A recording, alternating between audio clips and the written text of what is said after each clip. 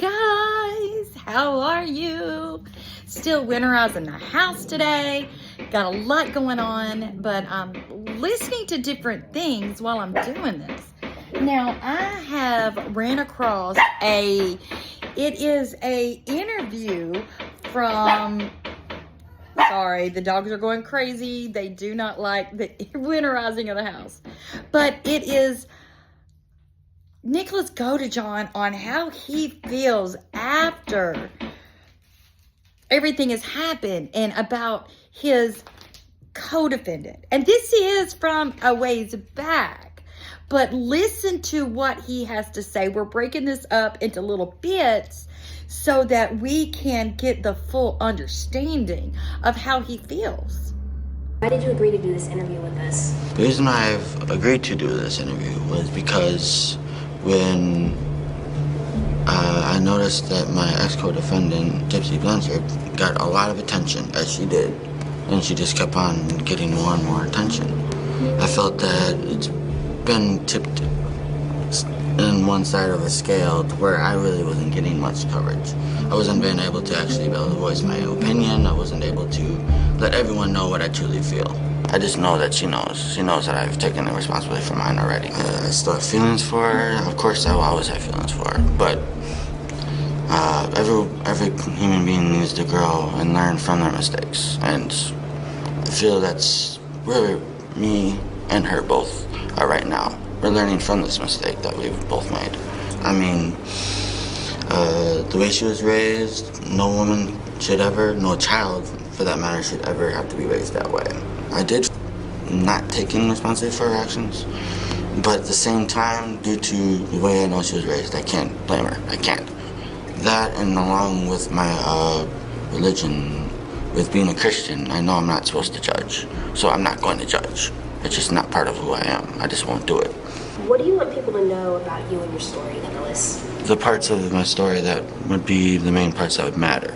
And basically have it as a life lesson, basically. Tell them, don't be doing this stuff because you never know what it could lead to, and basically be an example of a role model if I could. Because, I mean, due to all the publicity Gypsy's getting, and she's getting me that publicity too, I feel like I have a responsibility. I feel like I have to be somewhat of a role model. And because of that, that's part of the reason why I feel like I have something to basically owe up to, basically. I mean, I do have restitution to pay to the society, which of course I'll be happy to do. But at the same time, I want to basically let everyone know that I'm not just this cold killer that doesn't have any feelings or anything else like that. I think, in my opinion, what you're hearing him say is he has taken full responsibility. And I think that's what most people wanted to hear from Gypsy. We wanted her to be able to show the responsibility. Not just, hey, I'm out. I'm off parole. Now I can do whatever I want to do. I'm living my best life. No, that's not what we wanted to see. That's not the way a victim acts. And someone that should have been her hero, if he really did save her from all that abuse, is still sitting back here, and he is forgiving her and saying that he still cares about her. But let's continue. Society, which of course I'll be happy to do. But at the same time, I want to basically let everyone know that I'm not just this cold killer that doesn't have any feelings or anything else like that. I'm a human being. And as they say, human beings make mistakes. If I had to change anything at all, of course, one of the obvious ones was I would have probably ran away with Gypsy. That's the obvious ones. I definitely would have done that because I don't want to be stained with a murder on my hands. I don't want to be stained with that. Being labeled as a killer, I don't want to be stained with that, but I'll live with it. I'll live with it. I probably would have attempted to try to get her to prolong it to a longer date, to maybe try to go a different route rather than what we did do. Or maybe trying to get her pregnant so this way her mom would be forced to let me in her life.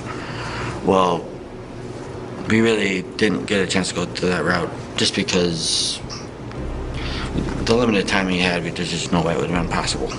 So then maybe that'd be the only other minor change I would have made, is that I would have ran away with her earlier. So this way I wouldn't have had to suffer all this time away from each other, that we could have been closer together. That's probably the only two things I would have changed, really. Now, guys, can you see the difference in the way he can look back on his crime? And he can see what he should have done. To me, that's the big difference between him and Gypsy. All Gypsy wants to do is put the blame on someone else. That's all she does. But you can see the difference in Nick, because he's taken responsibility and he owns what he's done.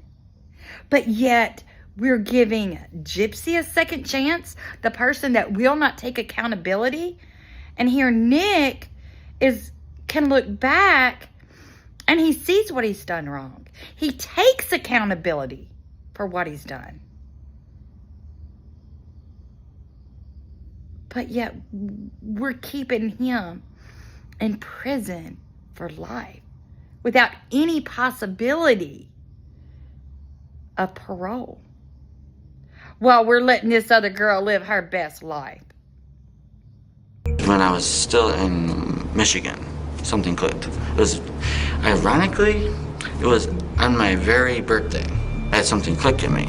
And once that thing clicked, I knew that there was something different about myself that I didn't understand. I should actually bring up another moment when I was 14 years old, and that's when I first glimpse of it. This is when I realized that all the other things that were building up in me were basically jeopardizing my inner happiness, my inner peace, and all the rest of that. Because I remember seeing one night, it was at 9 o'clock at nighttime. I was in my grandma's house. I just remember looking in the mirror and I saw a glimpse of something I didn't recognize in my eye. It was just a shade. And then it went away. It was almost like something was trying to tell me, oh yeah, I'm there. You've created me. I'm there. There's almost no light at all in there. But I saw a shadow go right past it. It's almost like it wanted me to know that it was there. And so really, I knew there was a darker part of me, and I was actually quite terrified to actually explore it. I was terrified to explore it. And now I actually regret exploring it with Gypsy. She's the one I hoped that would be brave enough to actually explore it with me, just so that's the way I understand what's inside, who that is, what that is. I wanted to know, so this way I know what I'll be dealing with. And unfortunately, that part of me wanted to come out for a very long time, and the very first opportunity it got, it didn't waste any time in basically trying to make an example out of somebody, unfortunately.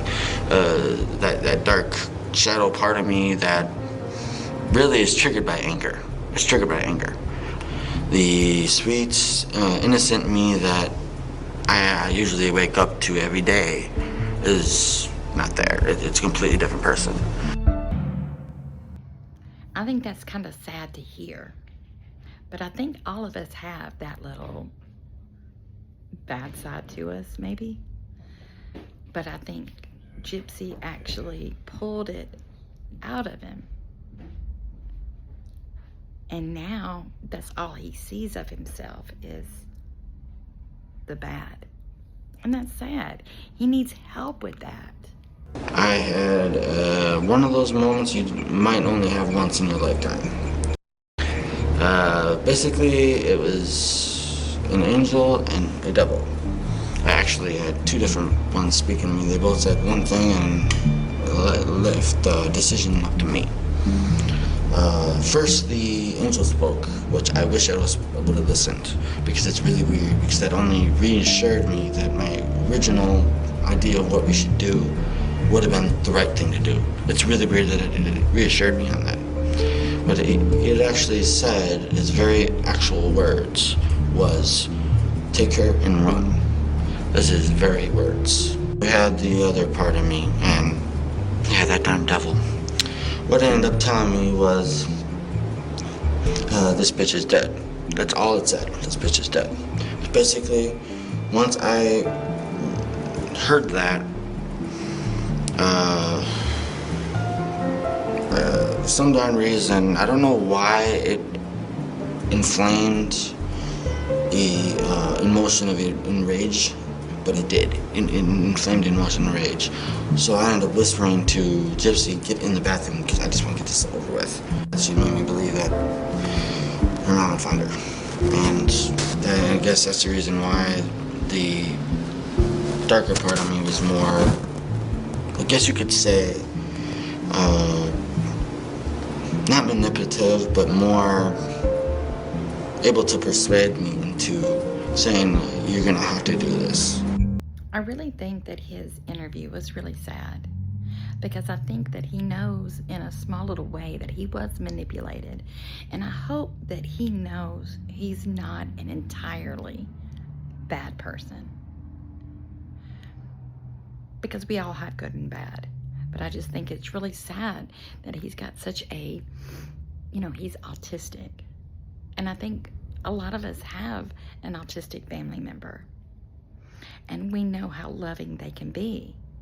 But they can also be manipulated, just like Nick. And I think it's sad that he does not get that second chance to be able to prove that he is a good person. And here Gypsy want to say, oh, everybody deserves a second chance. But I guess everybody deserves a second chance unless they're Nick. He doesn't get that second chance. And I believe that all of his appeals are gone now. And the only way that he could get that second chance is somebody bringing up new evidence that I'm hoping that we can do. And I'm hoping that bringing all of this to mainstream media could open up where he could get that second chance. Now, I'm not saying that he should be out there on the streets right now, because I think that he needs a lot of work that needs to be done with him. But it's sad that he doesn't get that second chance like Gypsy. So guys, tell me what you think in the comments. I love you guys. And have a wonderful Friday. We're at the weekend.